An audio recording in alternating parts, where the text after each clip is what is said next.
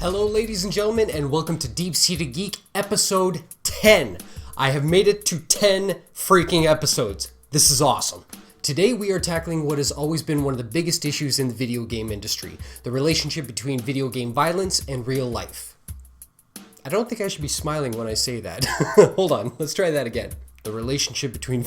I can't do it. One of the very first video games I can remember playing when I was a kid was the most violent and most discriminating video game at the time. Now, as the video game character, you were pretty much dropped into a world completely different from your own, and the only thing you had to do was just get to the end of the game. That was the only thing you had to accomplish throughout it. The first thing I ever did when I started the game was walk up to one of its many inhabitants and immediately kill it. Now, he didn't attack me and he didn't antagonize me or anything like that, but all the same, I just walked up to him and he's now what we call deaded.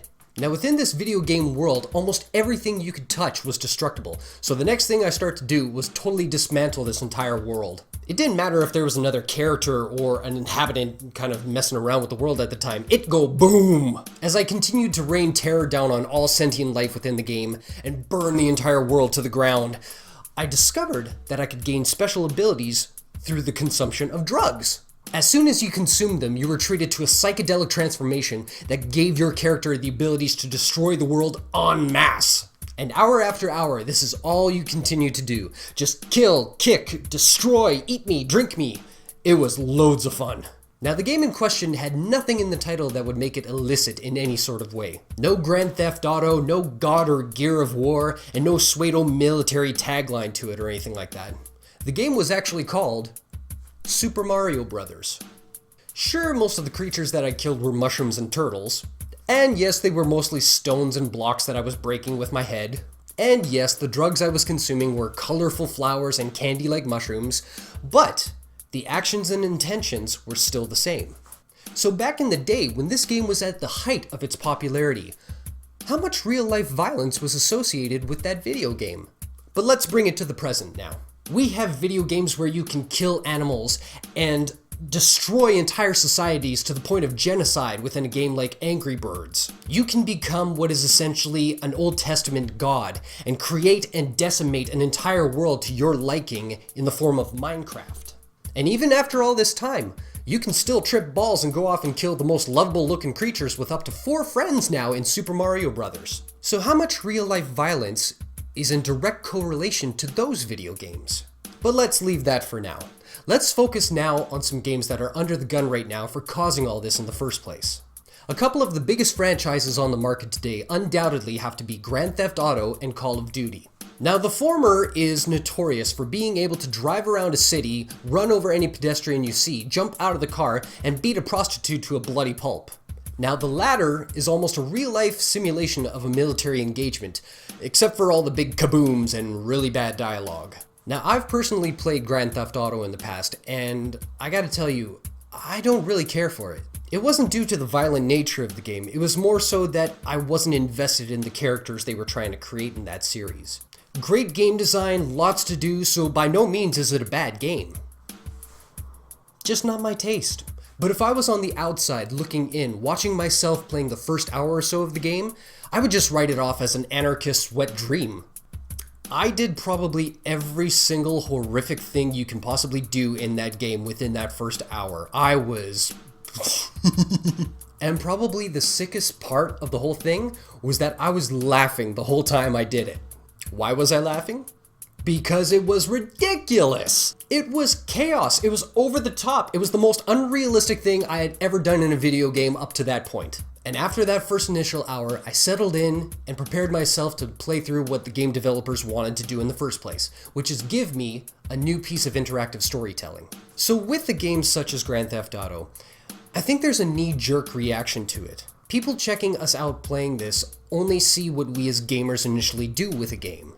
We kick the tires, we see what works, we see what doesn't work. We try to cause as much chaos as we can and see what we can get away with. We try to be as mischievous as possible. And once we get over that initial ridiculousness, we settle back and we strive and just want something more engrossing and challenging.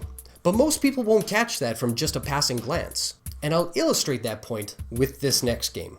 To be honest, I have never touched a Call of Duty game until this past year.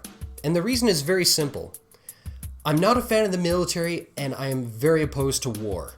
So why would I play a game that simulates those two things in such a realistic fashion? Well, I wanted to expand my gamer knowledge, so I went out and I bought Call of Duty Black Ops 2.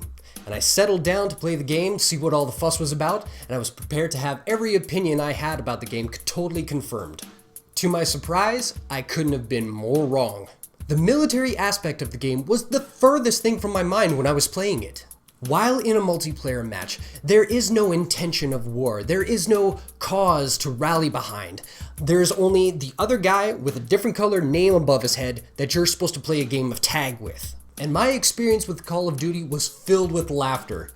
Laughter at my own expense because I royally suck balls at that game.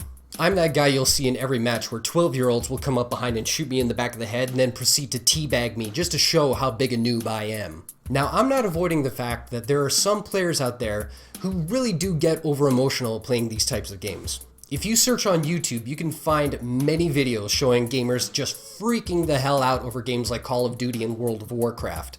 But I'd like to point out that these games sell in the millions. More money has been spent purchasing these games than has gone to watching the biggest blockbuster films every year during the summer.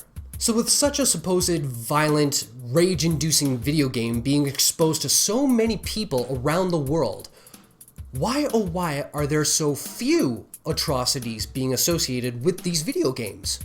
The numbers don't add up, but I'll tell you why that is. Because it's a video game! People on the outside looking in on these games only get the briefest glimpse of what the game actually offers. But as any gamer will tell you, there's watching a game, and then there's playing a game.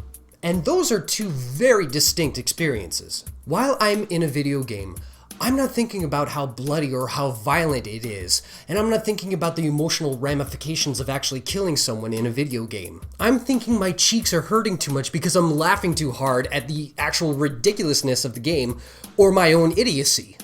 Now personally, I was a child who grew up watching every single horror movie ever created and listening to the heaviest of heavy metal music before my teenage years. And with all that influencing me growing up, as an adult, I turned into a peace-loving massage therapist. With all that violence I was exposed to, shouldn't I be a homicidal maniac by now? To paraphrase Chris Rock, whatever happened to just crazy? Or the old NRA slogan, guns don't kill people, people kill people. Well, people and Chuck Norris. But if that's true, then by extension, aren't video games just the gun?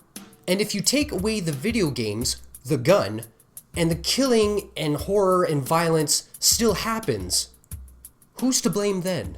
Before video games, movies, and music, what stirred the violence in history's greatest villains to do all the atrocities that they committed? Maybe it's time to stop pointing and start reflecting. So first, to my fellow gamers, if you take a step back once in a while and look at the games you're playing and look at yourself as you're playing them, if you're getting worked up in such a fit of rage that you want to huck a controller across the room, maybe you shouldn't be playing that game. And for adults and parents, when you notice that lone child playing Call of Duty all by their lonesome, why not ask if you can join and pick up a controller and play with them?